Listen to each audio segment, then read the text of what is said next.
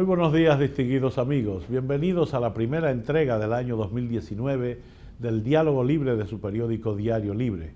Y para ello hemos invitado a un personaje que está en la palestra pública como precandidato nueva vez a la presidencia de la República por el Partido de la Liberación Dominicana y que en estos días ha tenido una gran presencia en los medios gracias a sus dotes artísticas.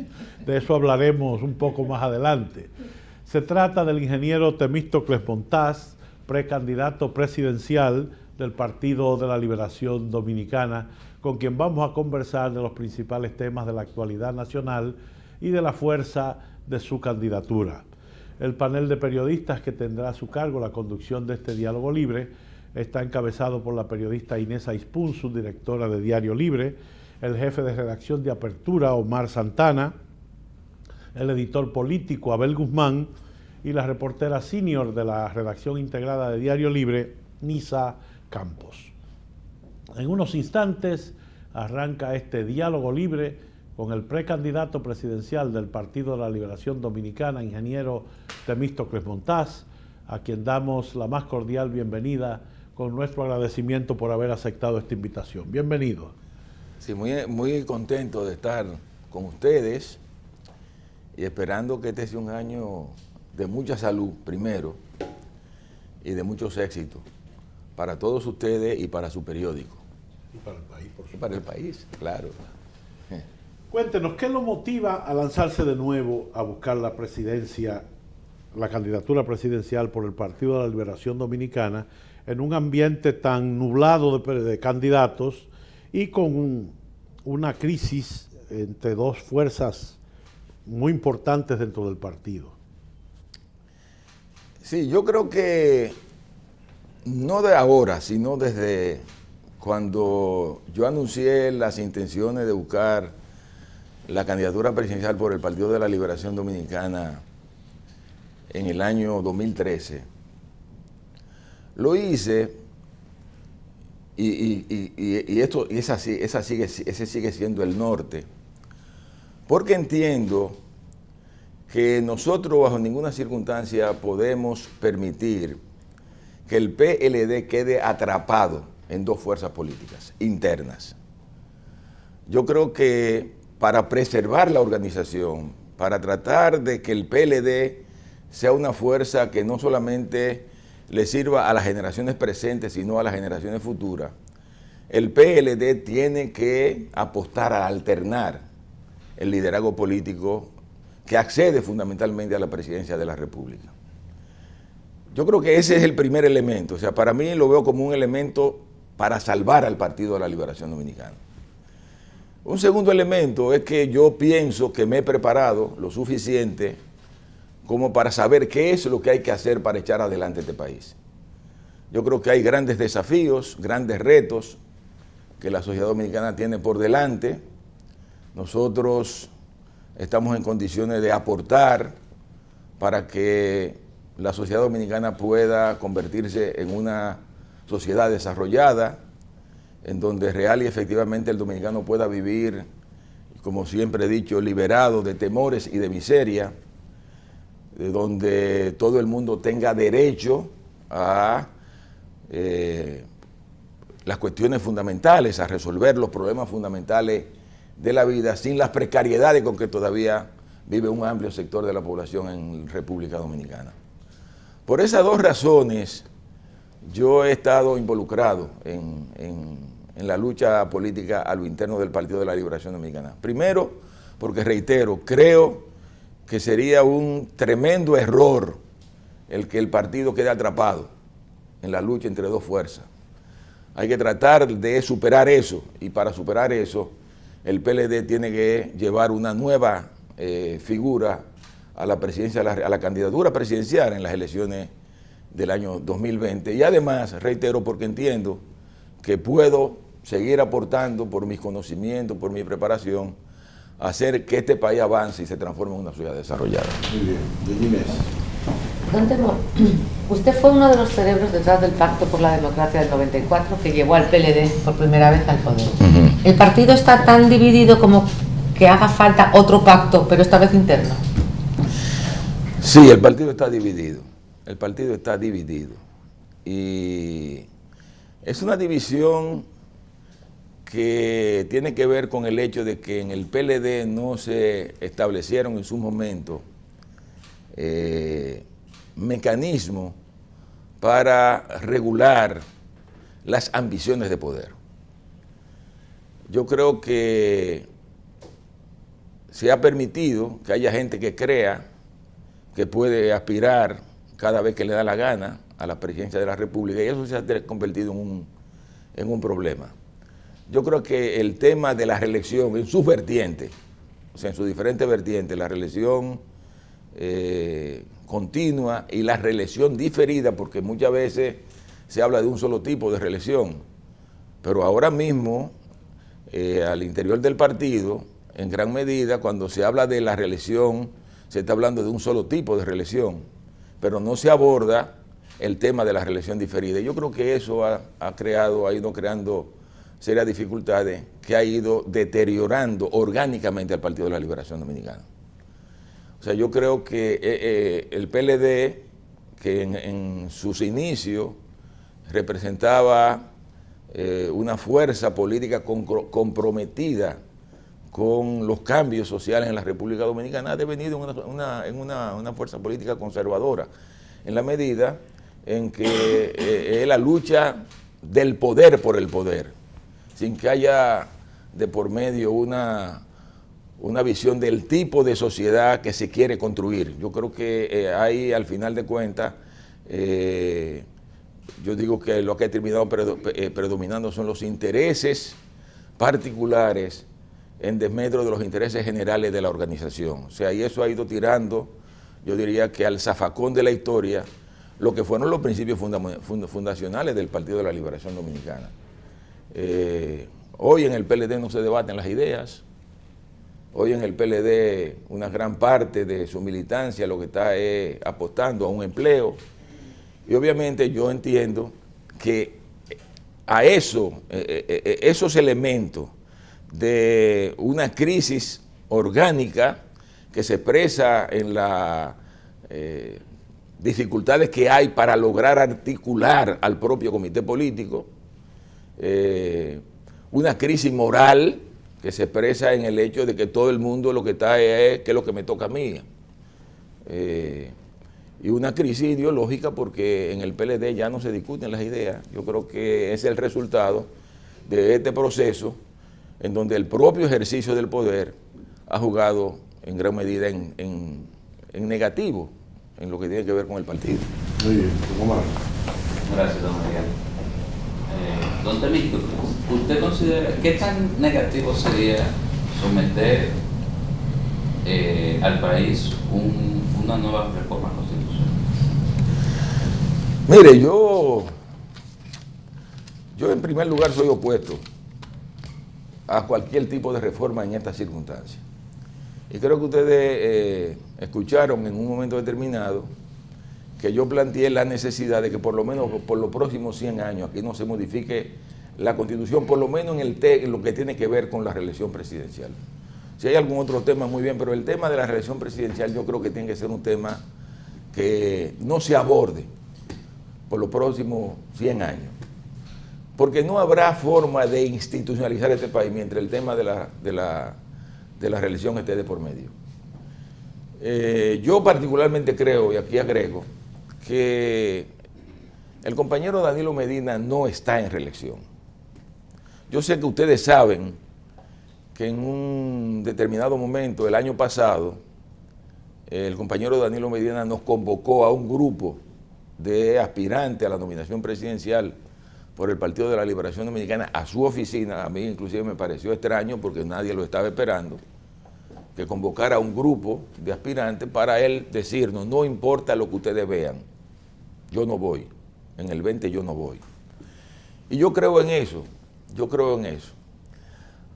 de manera que yo no creo que va a haber apresto, digamos, reeleccionista. O sea, yo pienso que en el Congreso no hay esos aprestos, aunque digan que hay esos aprestos. Las conversaciones que tengo con legisladores, conocedores de la situación, dicen que no es cierto que haya ningún movimiento reeleccionista. Ahora, frente a esa situación, uno a veces lo que se pregunta es si estas cosas, por ejemplo, esa reunión del presidente con nosotros que fue de conocimiento público, porque yo recuerdo que inclusive Domínguez Brito en una entrevista que le hicieron reveló esa reunión. Si eso ha sido así, la pregunta que yo me he hecho es por qué razón el tema de la reelección está tan presente en el debate político en la República Dominicana. Y obviamente llama mucho la atención de que los grandes promotores de ese tema son un sector dentro del Partido de la Liberación Dominicana. Porque quienes han convertido el tema de la reelección en un tema de debate permanente en los medios de comunicación es el sector que encabeza el compañero Leonel Fernández. Y uno se pregunta, bueno, ¿cuál es la motivación? Si hay indicios de que el compañero Danilo Medina no esté en eso. ¿Por qué se mantiene esta insistencia? Yo diría que hay dos razones para eso. Una razón es que obviamente en la medida en que el tema de la reelección se mantiene en los medios de comunicación, promovido por el sector que encabeza el compañero Leonel Fernández, en esa misma medida nos sacan a nosotros de circulación, a los otros candidatos, a los otros aspirantes. O sea, el debate se convierte entre Leonel y Danilo. Por tanto, los que estamos aspirando dentro del Partido de la Liberación Dominicana, se nos excluye de ese tema. El segundo elemento, a mi entender, es que como saben que Danilo en algún momento va a decir que no va, cuando Danilo lo diga, eso se va a ver como una victoria de ellos. La presión de que ellos lograron que Danilo Medina dijera que no va. Ahora bien, la otra cara de esto, cuando uno hace el análisis de la situación, es que no están previendo que eso está agriando las relaciones con el sector de Danilo Medina. Y yo creo que por experiencia histórica es muy difícil que un candidato del partido oficial gane si tiene en contra el gobierno. Y yo pienso que se está generando una situación en donde va a ser sumamente difícil que el sector que encabeza a Danilo Medina apoye a Leonel Fernández, si Leonel Fernández llega a lograr la candidatura presidencial. De manera que es una estrategia que yo a veces no la entiendo, cuando lo correcto debería haber sido que se adoptara una línea de acercamiento con el gobierno, de entendimiento con el gobierno, si en realidad se quiere la candidatura del partido oficial. Yo siempre pongo el ejemplo que Danilo confrontó a Leonel para las primarias del año 2007. Fue agresivo contra Leonel para las primarias del 2007. Inclusive uno mismo, que amigos, siempre decía, ¿qué es lo que está pasando? ¿Por qué esta agresividad? Inclusive muchos de ustedes saben que el compañero Danilo Medina salió con mucha frustración de ese proceso. Sin embargo, Danilo adoptó una política a partir de esa derrota, que fue lo que le permitió a él volver a convertirse en candidato a la presidencia de la República por el Partido de la Liberación Dominicana en el 2012. Le ordenó a su gente, no quiero que nadie me ataque a Leonel. Si ustedes observan, entre el 2008 y el 2012, el sector de Danilo no cuestionó al gobierno, no atacó a Leonel. E inclusive gente que eran muy ácidos contra el compañero Leonel Fernández se callaron. Estuvieron tranquilos y eso permitió que nadie objetara al compañero Danilo cuando Danilo aspiró a la candidatura presidencial en el año 2012. Yo digo que todas estas cosas a veces me llevan a mí a pensar que en el caso concreto del sector que encabeza Leonel Fernández, hay una actitud de que el gobierno, en caso de que Leonel sea el candidato, no apoye esa candidatura. Porque no entiendo la estrategia, francamente no entiendo la estrategia, porque realmente quienes han convertido en un problema político hoy, quienes han convertido a la reelección como un tema fundamental en los medios de comunicación, un tema fundamental de la política, es el sector que encabeza Leonel Fernández. A ver.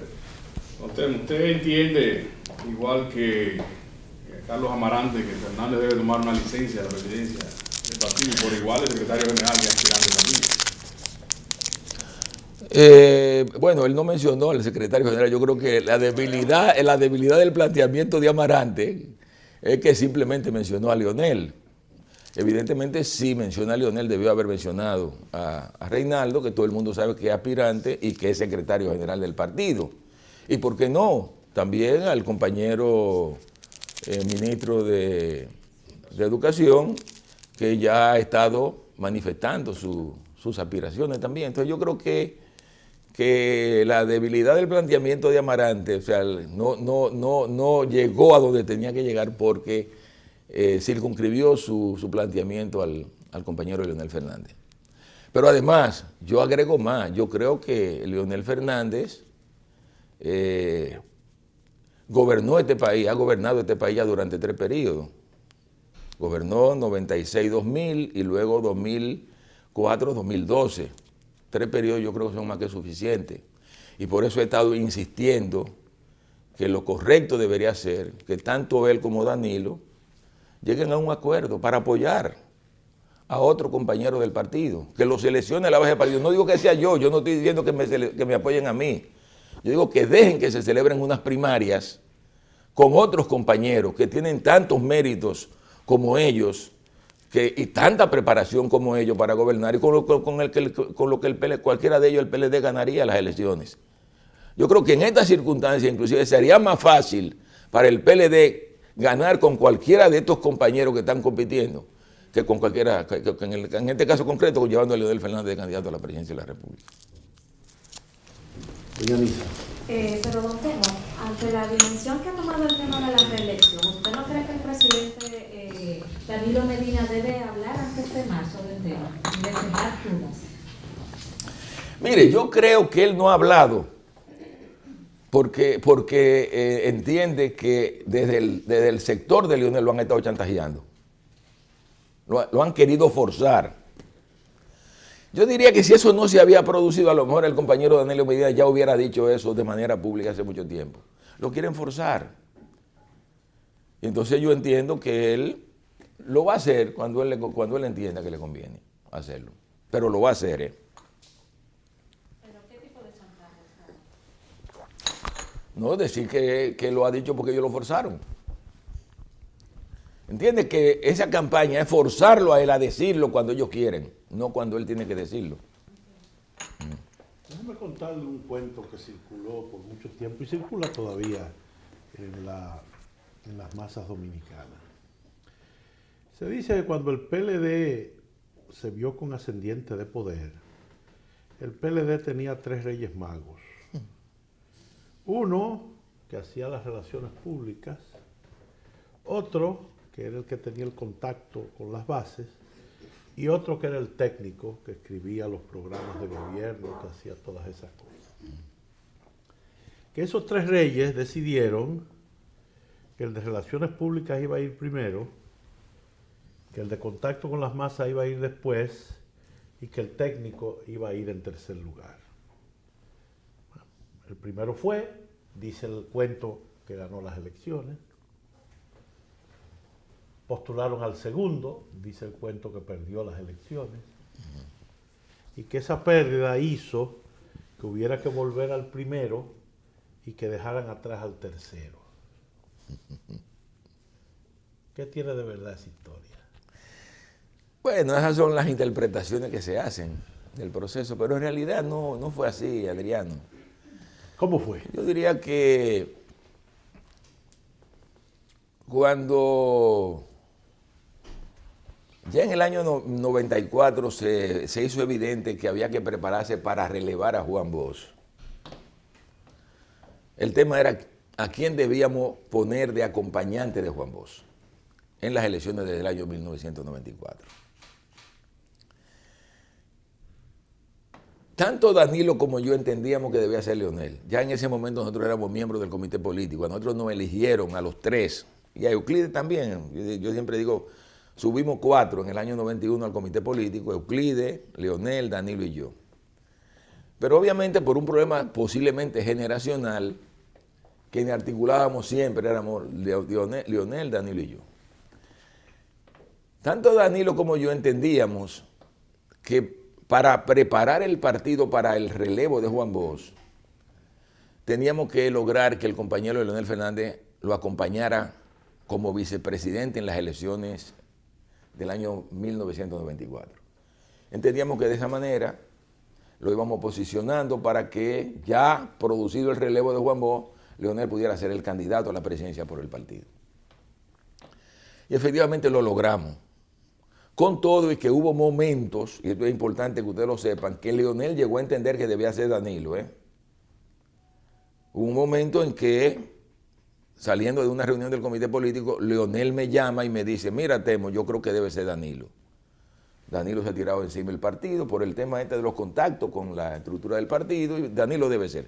Sin embargo, Danilo, que en ese momento era presidente de la Cámara de Diputados, cuando yo se lo digo, mira, tenemos un problema ahora, porque ahora Leonel dice que tiene que ser tú. Me dice Danilo, no, venme para acá. Y ahí, bueno, quedó claro que tenía que ser Leonel y se lo impusimos a Leonel. Estate tranquilo que tú eres que va a acompañar al profesor Juan Bosch. Entonces, ustedes recordarán que en las elecciones del 94 nosotros quedamos muy mal en términos electorales, sacamos alrededor de un 13% de la votación. Y en ese momento era impensable que el PLD se pudiera recomponer en tan poco tiempo. Pero surgió la crisis postelectoral, viene el pacto por la democracia, se produce la reforma constitucional, ahí nosotros jugamos un gran papel, tanto Leonel, Danilo y yo jugamos un gran papel en ese proceso, porque inclusive los elementos fundamentales del pacto los definimos nosotros en la oficina de Leonel en el Conde. O sea, los elementos que luego se rubricaron, esos fueron los puntos que nosotros levantamos porque entendíamos que eran los puntos para salir de la crisis. Y entonces, ya resuelto el tema de la reforma constitucional y entendiéndose que se iban a celebrar elecciones en 2 años, en aquel momento el debate era si nosotros íbamos a hacer la bisagra. Nadie pensaba en la posibilidad de ganar las elecciones en ese momento. Pero en la medida que fue pasando el tiempo y nos dimos cuenta que la gente quería una nueva figura en la política dominicana, quería la renovación de la política, nos dimos cuenta que el compañero Leonel Fernández podía competir con Peña Gómez en esas elecciones. Te reitero, en ese momento no se pensó de que Danilo fuera el segundo, que yo fuera el tercero. No, la idea era, bueno, tenemos que resolver el problema de la transición en el PLD, tenemos que buscar la forma de lograr que el PLD salga bien posicionado de esta situación, y efectivamente lo logramos. Ahora, ¿qué era lo que uno pensaba? El PLD, en gran medida, surgió en la lucha política en el año de 1973, ustedes recordarán que una de las divisas fundamentales del PLD era la lucha contra el continuismo. Muchas veces a la gente se le ha olvidado eso. Si aquí ha habido un partido que luchó contra el continuismo del doctor Balaguer, fue el PLD. Juan Bosch decía que no había posibilidad de instaurar la democracia en la República Dominicana mientras Balaguer quisiera mantenerse en el poder. Y eso te da la tónica de que Juan Bosch entendía que la democracia tenía que implicar alternancia, que no podía ser una sola persona todo el tiempo.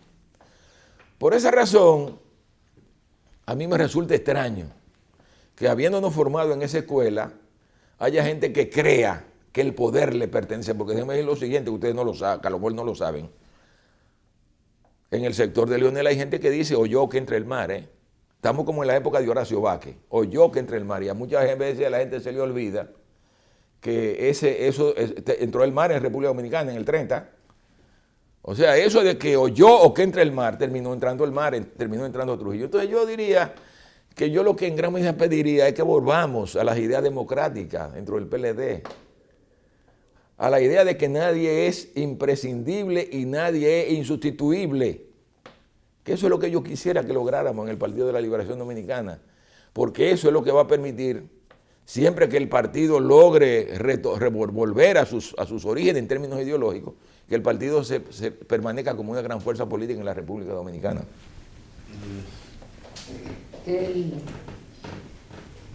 Primero, Leonel, Reinaldo, Temo, para el 2020. ¿No indica que ha habido una falta de renovación generacional dentro del PLD? ¿Son ustedes una generación tapón para la siguiente? Sí, pero yo diría que la renovación sería peor si volvemos atrás. O sea, yo por eso insisto que lo correcto debería ser, dejemos abierta la posibilidad de que ya Leonel fue presidente, Danilo lo es, y dejará de serlo en el 20, que haya la posibilidad de que otro compañero pueda llegar a la presidencia, porque eso de alguna manera también contribuye a renovar el partido. Eso contribuye a renovar el partido. Yo creo que sí que hay un gran desafío que tenemos por delante en los próximos años, y es ver cómo vamos a lograr una mayor presencia de jóvenes en la dirección del partido. No solamente en el comité central y en los mandos medios, sino en el propio comité político. O sea, yo diría que el comité político se ha ido envejeciendo, y yo creo que el 2020 es, yo diría que un punto que debe ser de inflexión para que el partido vuelva de nuevo primero a pensar en la necesidad de rejuvenecerse. Yo siempre señalo que el PLD lo formamos los jóvenes, fuimos muchachos que hicimos al PLD. Llegaron al poder muy jóvenes. Claro. Cuando yo yo fui miembro del primer comité central del PLD, yo he estado en todos los comités centrales del PLD, yo fui miembro del comité central con 23 años. Pero si ustedes ponen a ver quién eran los miembros entonces del comité central, eran muchachos todos, menos de 40 años. Rafaelito Alburquerque, Tonito Abreu, el mismo Vido Medina, eran muchachos jóvenes. Ahora resulta que el comité político está integrado todo por viejos, todos somos viejos. Entonces hay que buscar la manera de renovar. ¿Usted siente que en las generaciones más jóvenes no están interesados en política? ¿O que la estructura de los partidos políticos funciona como para no dejarles pasar? Porque si tampoco hay jóvenes interesados en la política, no van a rejuvenecer nada. Bueno, yo pienso que posiblemente el problema, yo creo que se da en el contexto de que un amplio segmento de la población joven no ve a los partidos como estructuras que los representan. Se sienten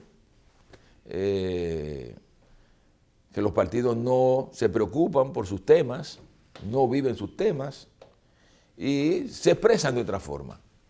Por tanto, por ello yo creo que los partidos tienen que sentarse a reflexionar cómo vamos a volver a conectar con la población. Ustedes no pueden, yo creo que ustedes comentaron en el periódico el último informe de Latinobarómetro, que es muy aleccionador, o sea, sumamente aleccionador. Aquí en el país hay una gran crisis de confianza, pero en todo, si ustedes vieron, no es simplemente se trata de la desconfianza en las instituciones públicas, en las instituciones del régimen democrático. Se trata también de las instituciones de la sociedad civil. La gente no cree en nadie. Y además, cuando usted ve que a nivel interpersonal la gente, el 86%, no cree en nadie, aquí hay un serio problema, que tiene que ver obviamente con la manera como se ha venido gestionando el ejercicio de la política en la República Dominicana. Entonces yo creo que hay que sentarse a reflexionar profundamente. Yo pienso que el 2020 debe ser un punto de inflexión para que los partidos se sienten a ver cómo es que vamos a relanzar eso, porque hay una crisis seria en toda América Latina, lo hay en Europa, ustedes ven lo que está ocurriendo en España, lo que está ocurriendo en Francia, lo que está ocurriendo en Inglaterra, lo que está ocurriendo en Italia y en Alemania, y obviamente yo creo que esto obliga a los partidos políticos a sentarse a reflexionar. La próxima semana reinicia, se retoma, mejor dicho, un proceso que para usted fue difícil, pero que por el momento está, aunque ha dicho el procurador que nadie de los mencionados y personas que no han sido citadas están fuera, por lo menos ya usted en esta parte ha estado, no se le va a presentar nada. Este caso de Brecht, ¿usted cree que a usted se le tomó como chivo expiatorio, que fue un error en la investigación? ¿Cómo usted siente este caso personalmente? No, mire, yo creo que fue una situación complicada para el gobierno, un caso que se manejó a nivel internacional. Yo creo que el gobierno quedó atrapado y en esa situación de quedar atrapado se generaron en el país situaciones que obligaron al gobierno a actuar y a actuar con una cierta rapidez, y ese actuar rápido yo creo que condujo a que no se investigaran a fondo muchas cosas y produjo lo que al final ustedes ya conocen. Yo creo que el tiempo luego permitió a las autoridades investigar a fondo, y yo siempre he dicho que al final lo que se evidenció fue que una cosa es financiamiento de campaña política en la República Dominicana, que es permitido, y otra cosa es soborno, y ese es mi caso. O sea, yo digo que a mí se me investigó de arriba abajo, o sea, se me hizo una investigación completa de mis bienes, de lo que tengo, de lo que no tengo. Y yo diría que, fíjense, yo cuento confianza, yo creo que soy de los pocos políticos de la República Dominicana que no tengo un metro de tierra, que lo que tengo es lo que yo vivo. O sea, nadie puede decir que yo tengo finca, nadie puede decir que yo tengo propiedades. Y yo creo que las autoridades hicieron las investigaciones, vieron cuentas, saben que no tengo cuenta en el exterior. Aquí mucha gente dijo que yo tenía propiedades en el exterior, que tenía cuentas bancarias. Se hicieron esas investigaciones. Por eso yo sostengo que si hay un político probado, que su honradez ha quedado probada, su honestidad ha quedado probada, he sido yo, porque a mí me han investigado. Aquí hay muchos políticos que no lo han investigado, a mí me han investigado. Y yo sí puedo decir que yo soy honrado y que soy honesto. Porque se pidieron informaciones en todas partes. Yo estoy convencido que si hubiese aparecido algo que evidenciara que yo me había enriquecido al amparo del poder, eso automáticamente me hubiese conducido a mí a la cárcel. Y yo he dicho que en el caso mío no es la primera vez. Ya en el gobierno de Hipólito a mí se me investigó, de arriba abajo también. Y yo creo que en eso influye mucho. En el caso anterior era porque yo sé que fui muy agresivo contra Hipólito. Pero yo pienso que de esta investigación lo importante para mí es que ha quedado probada mi honestidad. O sea, no pueden decir que tengo riquezas, no pueden decir que tengo propiedades. Lo que tengo es lo que tengo, que todo el mundo sabe lo que es, la casa donde yo vivo y la oficina donde tengo los libros, es lo único que tengo. Por tanto, reitero, si hay un político que puede decir que es honesto, soy yo, porque a mí me han investigado. A ver, esa crisis de confianza de la que usted hablaba y alertando a los partidos de que se sienten a hablar, ¿qué tanto puede abrir espacio que un improvisado llegue, un antisistema llegue al poder? Mire, mi tesis, y lo he dicho frente a varias reuniones del comité político, es que si aquí no ha habido un problema es porque la economía todavía va bien. Si ustedes pueden ver los indicadores de confianza en las instituciones en la República Dominicana, aquí no hay mucha diferencia con lo de Brasil.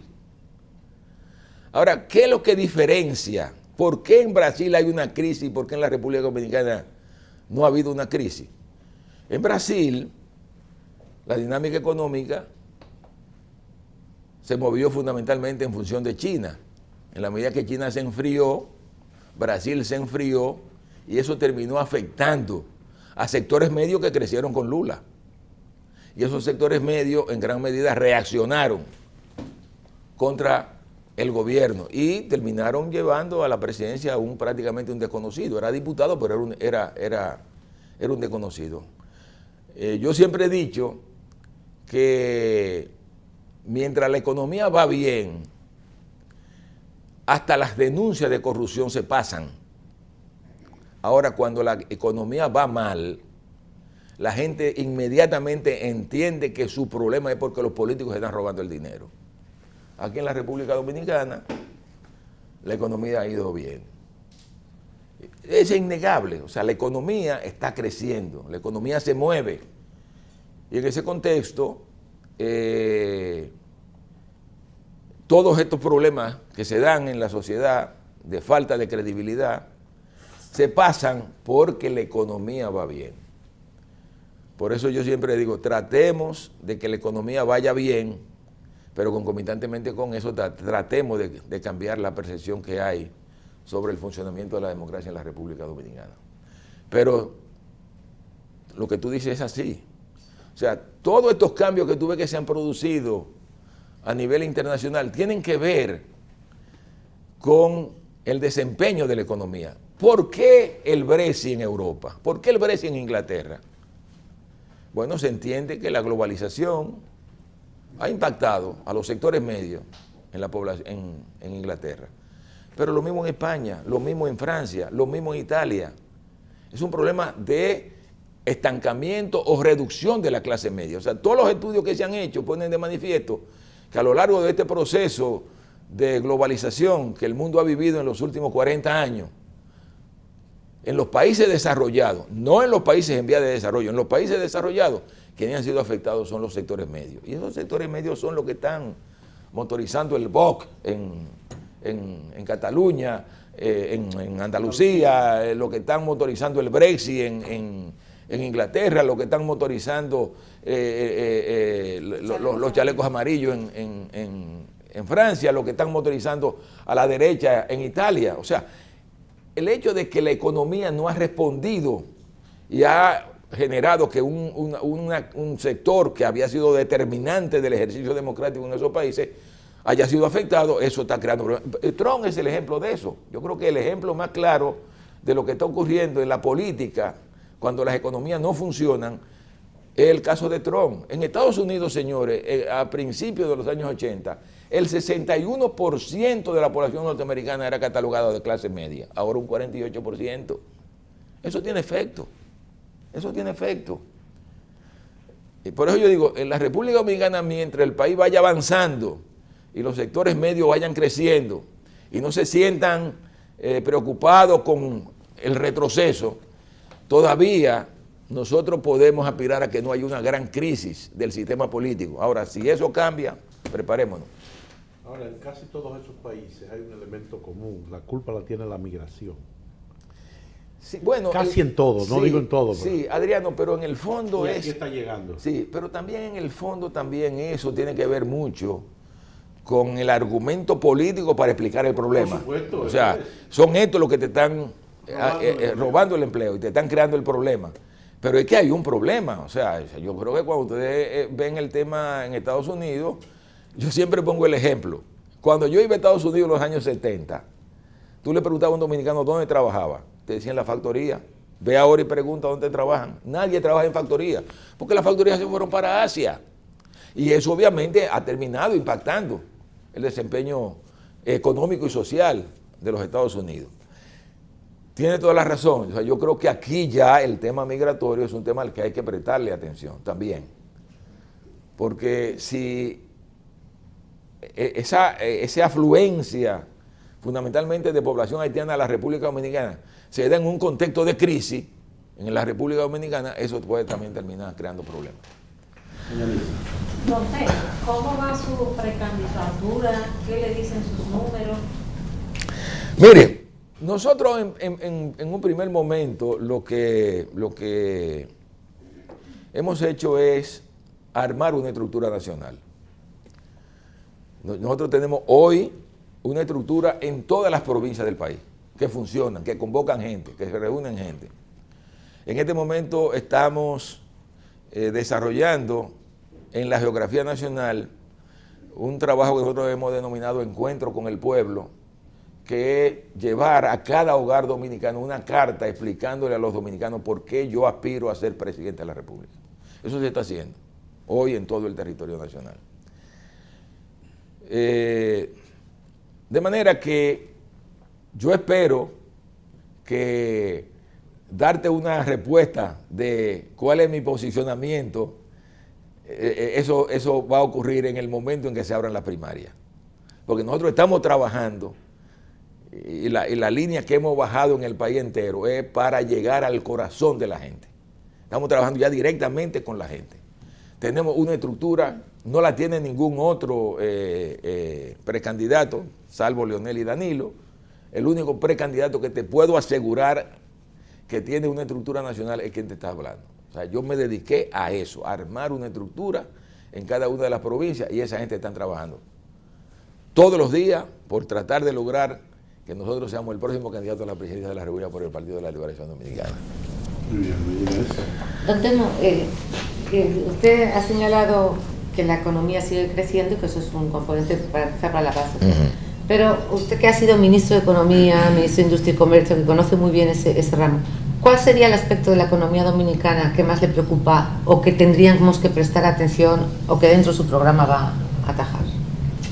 No, mire, yo creo que el desafío que nosotros tenemos por delante como país es tratar de lograr que el crecimiento económico se refleje más en la gente. Que se produzcan mejoras en el poder adquisitivo de los sectores más pobres de la población y obviamente que esto ayude a disminuir la desigualdad social que hay en la República Dominicana.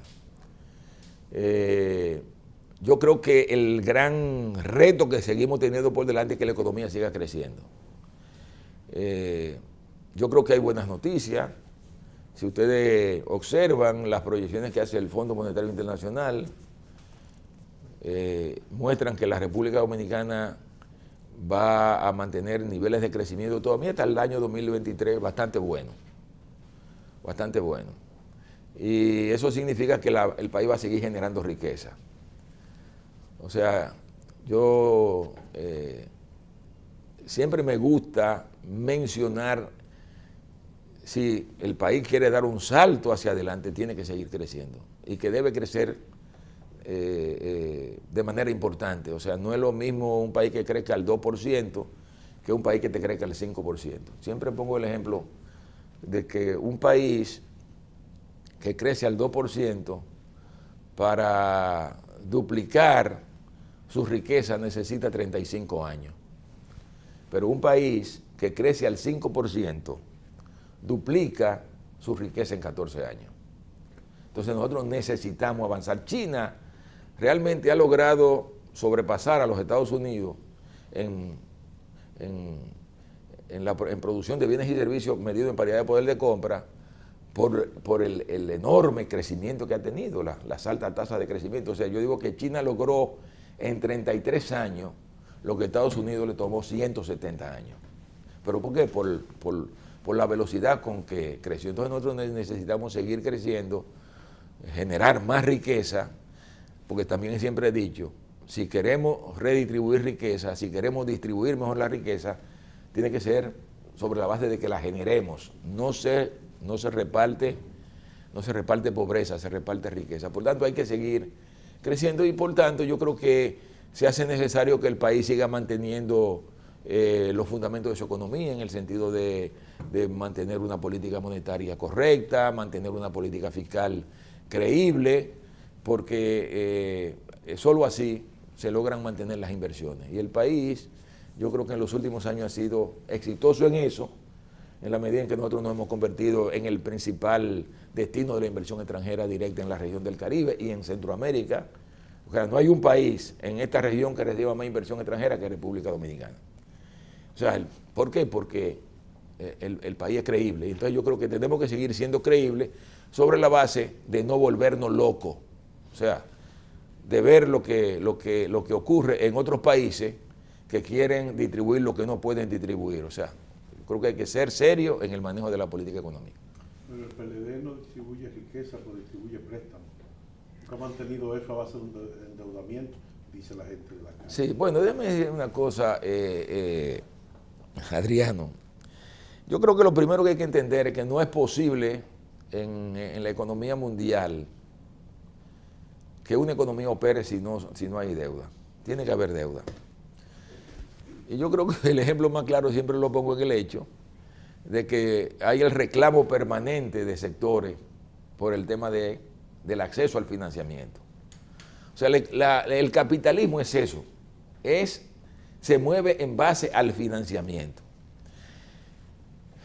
Obviamente, eso significa que, no significa eso tampoco que nos volvamos locos y que creamos que podemos llegar al extremo de Japón Japón, pero sin embargo Japón funciona. Sí, Porque, no, y además porque su deuda fundamentalmente es una deuda interna, más que externa. Ahora, lo que yo digo, Adriano, es que si ustedes observan el mundo de hoy lo mueve la deuda.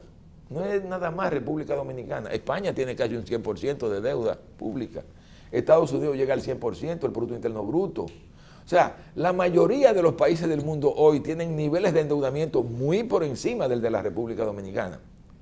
Ahora, con esto yo no quiero tampoco que se entienda que estoy diciendo que eso debe convertirse en una política permanente que nos lleve a nosotros a un nivel que haga insostenible la finanza pública. Porque yo creo que si se hace insostenible la finanza pública viene una crisis y en un contexto de crisis, adiós economía. Se pierde la confianza y se produce el descalabro total de la economía dominicana. Por esa razón yo siempre he dicho hay que ser prudente y por tanto en República Dominicana siempre he dicho que el gobierno tiene que preocuparse en el manejo de la política fiscal por generar siempre superávit primario. Porque si tú generas superávit primario, tú siempre vas a tener recursos para por lo menos pagar los intereses de la deuda, porque a nivel internacional a ti te miden por tu capacidad de pagar los intereses de la deuda. Si tú no tienes la capacidad para pagar los intereses de la deuda, ya esa economía tiene problemas. Y yo pienso que en el caso concreto del gobierno dominicano se ha estado trabajando para tratar de garantizar de que siempre se tengan los recursos necesarios para pagar los intereses de la deuda. Pero es que hay dos problemas que yo veo fundamentales. La mayoría de los recursos de préstamo se están usando para sostener el presupuesto, no para obras de infraestructura, no para industrialización como hizo Brasil en su momento, no para una mejoría en ciertos rubros de la economía, sino para sostener el presupuesto, para pagar déficit, y encima de eso se ha creado una especie de forma de jugar a la economía en la que nadie quiere pagar, ni siquiera porque les recojan la basura. Sí. Que no es ni siquiera un impuesto loco de eso que tú no sabes para dónde va el dinero, sino que es un servicio que te están prestando, que tú lo ves, sí, que te lo recogen. Sí, Adriano, mira, yo siempre he sostenido, posiblemente me han oído mucho y a veces yo sé que mucha gente lo ve como necio, que aquí mucha gente no se ha sentado a reflexionar el hecho de que este es un país que sin lugar a duda ha ido avanzando. Hay gente que puede decirte que no por razones políticas, pero obviamente este no es el país del año 94, es del año 96. Pero se pierde de vista que eso se ha venido logrando en un contexto de un gobierno y de un país que es reconocido como uno de los países que menos gasto público tiene en la región de América Latina.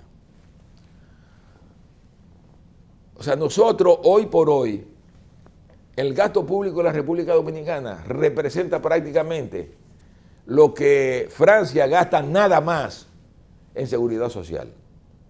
Nada más en seguridad social. O sea, el gasto público dominicano en su totalidad es igual o inferior que lo que Francia gasta en seguridad social. Pero inclusive cuando tú lo ves en función de los países de América Latina, nosotros somos, después de Guatemala, el país de menor gasto público. Yo inclusive a veces me pregunto, caramba, pero ¿cómo es posible que con todo eso el país avance? Inclusive ustedes vieron ayer que la Comisión Económica para América Latina publicó en su última perspectivas sociales de América Latina la información de que en la República Dominicana creció la desigualdad social. Pero verlo así de manera cruda, o sea, diría, bueno, ¿qué es lo que está pasando? Ahora, cuando tú lo ves, de que el dato que están aportando es el dato del 2014 al 2016, pero no te va al año 2002, que es donde ellos empiezan. O sea, entre el 2002 y el 2016 la desigualdad social cayó en la República Dominicana. El incremento se produce entre el 2014 y el 2016, entonces habría que preguntarse qué pasó. Ahora, yo insisto que toda esa disminución que ha habido entre el 2002 y el 2016 se da en el contexto de un país que es el que menos gasto público tiene. Y yo siempre he dicho que si tú quieres disminuir desigualdad social, tiene que ser sobre la base de propiciar redistribución de riqueza, y la redistribución de riqueza se hace fundamentalmente a partir del gasto público en educación, en salud, en seguridad social. Con todo y eso, cuando uno ve en el largo plazo, la República Dominicana ha mejorado. Ahora, yo te entiendo perfectamente y digo, cuando nosotros abordamos el tema de la Estrategia Nacional de Desarrollo, lo vimos con claridad. El país tiene que hacer un pacto. O sea, no es verdad que nosotros vamos a lograr avanzar si concomitantemente con el crecimiento de la economía nosotros no logramos dotar al Estado Dominicano de los recursos necesarios para que no tenga que endeudarse. Porque yo creo que parte del problema del endeudamiento público en este país es porque el Estado ha llegado a unos niveles de gasto necesarios, posiblemente insuficientes. No digo posiblemente, no, insuficiente, porque lo que se destina a salud es insuficiente. Lo que se destina a la seguridad pública es insuficiente. Lo que se destina a la inversión pública es insuficiente. O sea, ya hemos llegado a un nivel tal que tenemos que sentarnos a afrontar cómo es que vamos a financiar el desarrollo de la ciudad dominicana. Yo tengo una espinita por un tema que usted señaló ahorita, sobre, y además quiero que aproveche también para que nos hable un poquito de cuál sería su estrategia de gobierno en caso de poder alcanzarlo. Usted dijo que los sectores que han mantenido el tema de la reelección han sido el sector de Leonel Fernández. Y me llegó a la memoria, por ejemplo, el momento en el que la hermana del presidente, Lucía Medina, dijo que Danilo Medina era el único dominicano que no podía reelegirse, por tanto, el transitorio de la Constitución era inconstitucional, y por eso digo, ven acá, pero no es solamente, quizá el leonelismo, porque por conveniencia estaba usándolo, pero también desde el mismo centro del leninismo hay quienes han mantenido el tema. O sea que no creo que ahí hay un juego entre dos sectores. Y lo otro es, ¿cuál sería un plan suyo cuál sería su plan de gobierno? Sobre todo porque usted tiene pendiente como un estratega que fue económico y que sigue siendo en dos temas, que no se firmó nunca el pacto fiscal y el pacto eléctrico. Sí. Mire, una cosa es el transitorio y otra cosa es la reelección. Yo creo que eso hay que verlo.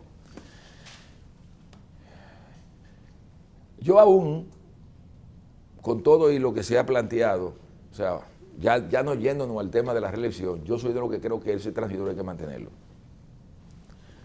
Por eso he insistido mucho, mantener la Constitución, por lo menos sin modificación en lo que tiene que ver con el tema de reelección por los próximos 100 años. Yo creo que aquí se le hizo un grave daño a este país cuando se modificó la Constitución que Hipólito cambió, cuando estableció 2 periodos y nunca más. Este país necesita eso. Les reitero, no vamos a institucionalizar este país mientras eso siga.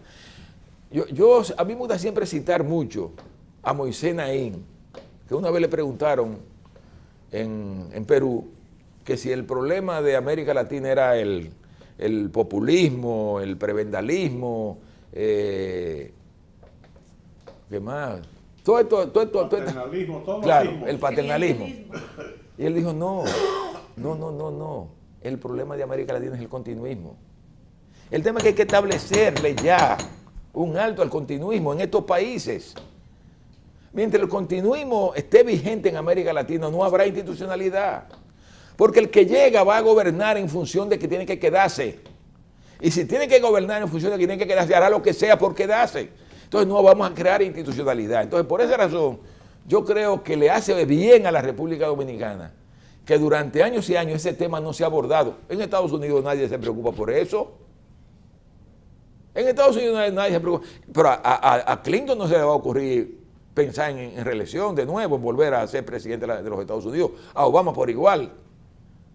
A Bush por igual. O sea, yo digo, ¿por qué allá puede ser y aquí no? O sea, yo diría que siempre deberíamos vernos en el espejo de la democracia norteamericana. Pocas veces fue el ejemplo que tomaron los padres fundadores de este país. La democracia norteamericana. Entonces, yo no veo por qué hay que estar. Yo creo que el tema de la Constitución hay que dejarla tranquila y en esos temas. Bueno, con relación al tema de lo que yo pienso que hay que hacer en la República Dominicana, yo creo que nosotros le aportamos al país yo creo que le ayudamos al país a visualizar una serie de cosas que están ahí, que yo creo que pueden ser asumidas por cualquier candidato, que es la Estrategia Nacional de Desarrollo. Yo creo que la Estrategia Nacional de Desarrollo te plantea a ti 4 cuestiones que son medulares que hay que abordar en la República Dominicana. Está el tema institucional, no fue casual que lo planteáramos como primer tema. Por eso, por el tema de que nosotros entendemos que si tú no logras crear institucionalidad, el país no se va a desarrollar. Eso es lo primero. Por eso se plantea el tema institucional. El segundo eje, el tema de hacer de la sociedad dominicana una sociedad de todo. Una sociedad de incluidos, no de excluidos. Y por tanto, el segundo tema es el eje social. Tercer tema, el eje económico. Y el cuarto tema, el eje medioambiental. Yo creo que esos 4 ejes siguen estando sobre la palestra y lo que se plantee en el país tiene que girar sobre esos 4 ejes. Ahora, yo creo que en lo inmediato, en la República Dominicana, hay desafíos que habrá que afrontar. Uno, es serio el tema de la inseguridad ciudadana ya, aquí. Hay un problema serio de inseguridad ciudadana. Entonces, un próximo gobierno tendrá que prestarle la mayor de las atenciones a ese tema.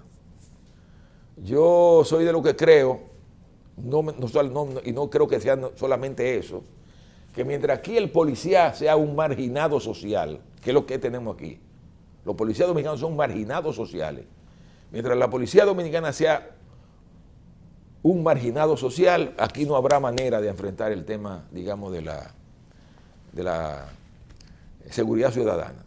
No quiero reducir el problema nada más a eso, pero si usted no logra empoderar al policía frente a la población, aquí hay gente que le da 3 galletas a la policía y no pasa nada.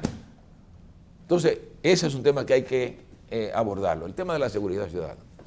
Yo diría que el segundo tema medular que sale ya en todo es el tema de la corrupción. O sea, y obviamente yo diría que con todo y que aquí se han dado pasos fundamentales desde el punto de vista institucional para enfrentar el tema de la corrupción, yo creo que lo que hay que sentarse con seriedad en el próximo cuatrienio es abordar el tema de la impunidad. O sea, cómo lograr que si usted metió la pata, usted la pague, usted pague por eso. Y obviamente eso va a significar prestarle una gran atención al tema de la justicia. Si hay que hacer reforma para abordar ese problema, hacer reforma para abordar ese problema. Yo creo que un tercer tema al que hay que prestar atención es el tema de la salud. ¿Por qué?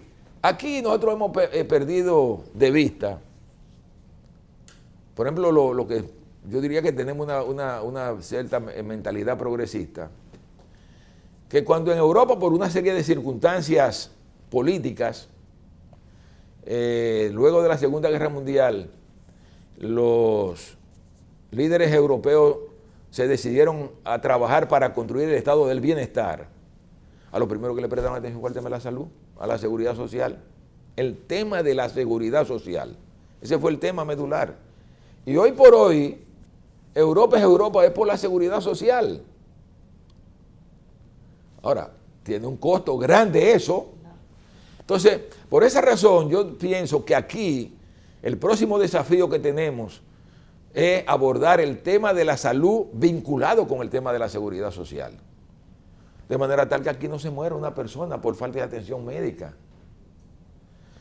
O sea, que el dominicano tenga derecho realmente a una salud de calidad. Eso va a significar más recursos. Aquí se muere la gente por no poder comprar una pastilla. Claro, claro. Entonces yo creo que el tema de la salud es medular. Así como se le prestó atención, la sociedad y los políticos le prestaron atención al tema de la educación para las elecciones del 2012. Yo creo que uno de los grandes debates que deberíamos afrontar aquí de cara a las elecciones del 2020 es el tema de la salud. Danilo decía, la educación es la otra cara de la libertad. Yo digo, la salud es la otra cara de la libertad. ¿Por qué? Porque tú sin salud no puedes estudiar. Tú sin salud no puedes trabajar.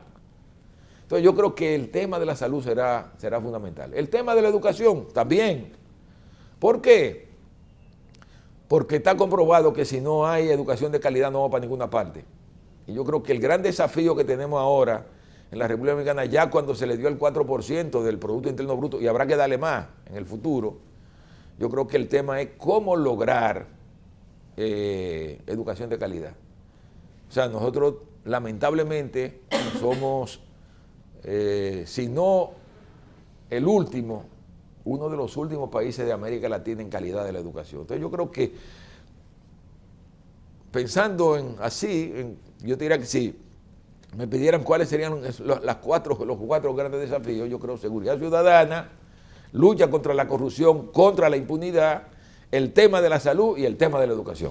Muy bien, pues muchísimas gracias al ingeniero Temístocles Montaz, precandidato presidencial del Partido de la Liberación Dominicana, por su participación en este diálogo libre.